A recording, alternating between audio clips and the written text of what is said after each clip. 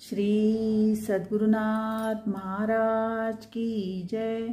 ओम नमः शिवाय, ओम नमः शिवाय, ओम नमः शिवाय। परमपूज्य आई।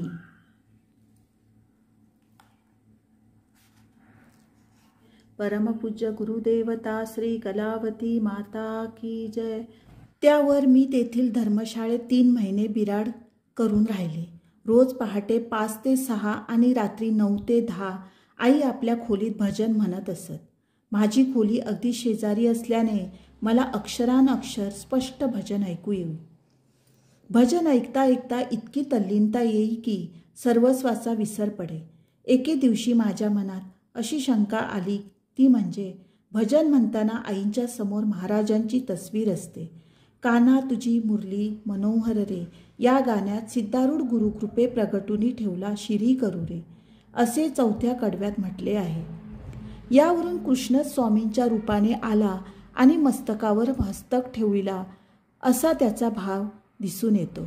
पण आईंच्या तोंडून सद्गुरुनाथे माझी आई मजला ठाव द्यावा पायी, दीनदयाळे सद्गुरुमाय दावी मजला दिव्य पाय, सद्गुरुमाय दाखवी पाय तुझविन गमेना करू मी काय, प्रेमळ तू गुरुमाय माझी या दिनेची करुणा येऊन दे आई, चरणावरी ठेविते डोई, तू माय मिले खरू सद्गुरु माथे, किती प्रेमळ तू गुरुमाय, सिद्धमाय बरवी साजनी सद्गुरु माझी माय रे इत्यादी पदे व भजने म्हटली जातात। तेव्हा सिद्धारूढ शिवाय दुसऱ्या कोणी माताजी आईंच्या गुरु आहेत की काय याचे निरसन करून घेण्याकरिता एके दिवशी मी हा आईंच्या पुढे प्रश्न मांडला।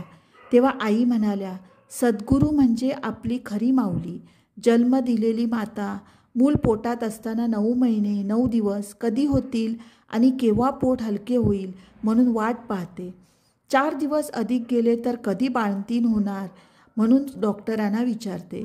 मुलगी असेल तर ती उपवर होताच जावयाच्या हातात देऊन मोकळी होते आणि मुलगा असल्यास तो शिक्षण संपवून नोकरी करून लागला की त्याला सुनेच्या ताब्यात करून आपण अलिप्त राहते। पण ही गुरुमाता आपले अनंत अपराध पोटात घालून नाना प्रकारे बोध करून जन्मजन्मांतरीचे संस्कार नाहीसे करते आणि भवबंधनातून सोडून कायमचे सुखी करते। म्हणून मी महाराजांना आईच्या ठिकाणी पाहते। त्यामुळे सहजच तशीच भजने म्हटली जातात आणि गाणी गायली जातात असे आईनी मला सांगितले। ते ऐकल्यावर मला गुरुस्थानाची माहिती कळून आली। सद्गुरु माझी माय रे वंदिताची पाय रे, वत्सासाठी गाय जैसी पायी प्रेम पै रे हे म्हणत असताना त्यांचे गुरुवरील प्रेम उचंबळून येते।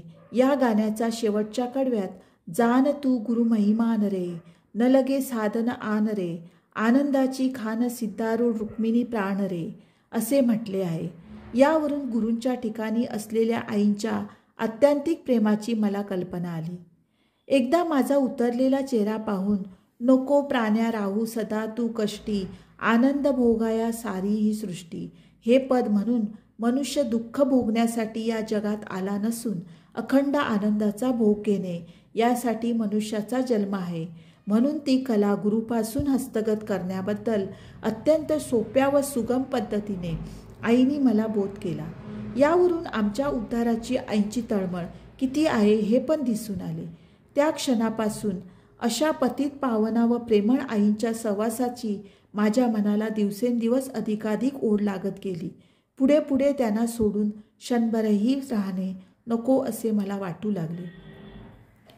माझे गावी जाणे ठरल्यावर एके दिवशी माझ्या मूळ बुद्धीनुसार मी महाराजांना आपण बळ्ळारीला माझ्याकडे याल का असे विचारले। तेव्हा त्यांनी आईंच्याकडे बोट करून माझ्याऐवजी ही येईल असे म्हटले। त्यानंतर गुरुपौर्णिमा करून मी गावी गेले। श्री सद्गुरुनाथ महाराज की जय।